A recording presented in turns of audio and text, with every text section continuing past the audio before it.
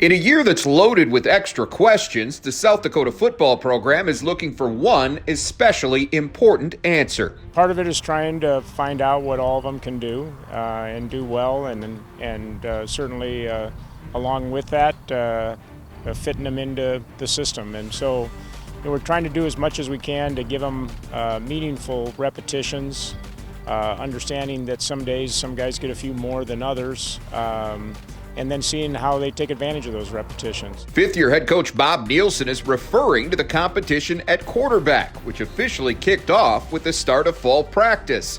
After working with two of the best to ever play the position at USD over the past 4 years, Nielsen says he's in no rush to pinpoint the player he's hoping will be the Coyotes' next great signal caller. By the end of 15, I think we'll have the group narrowed down a bit that we can go into preseason in January feeling very good about where we're at. There's lots of times where in the years that I've coached that we haven't made a decision about a starter until the week before the first game. I could very easily see with the group that we have this year that you see a couple of guys playing and maybe some in different situations. But we've got enough talent there. It's just a matter of sorting it out. There is a total of 6 QBs listed on this year's roster, but the group is extremely light on experience.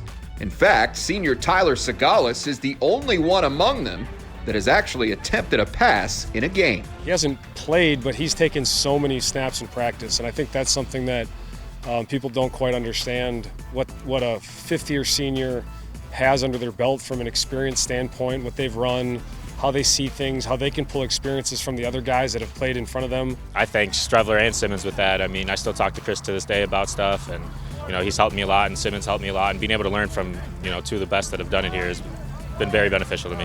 In the full scope of the competition, system experience is certainly valuable, but in the end, this decision will be weighted much more heavily in overall competency. Age is just a number. I don't really see his experience in games or prior experience or anything as a true factor, other than if that adds to their ability to execute. A lot of our offense really revolves around decision making and having guys that are confident in the system and being able to make decisions, and that's what practice is all about, is trying to create as many situations as you can where you force those guys to make decisions. I feel like we can get anybody ready that would need to, and certainly the older guys have a little bit of an advantage from that standpoint, but the other guys, if they put in the work, from a process standpoint, I don't see any reason why they can't be ready. So it's not something that we're worried about. We're excited about it. We know the guy or guys that we play early on are going to be really good and be able to run what we ask them to run.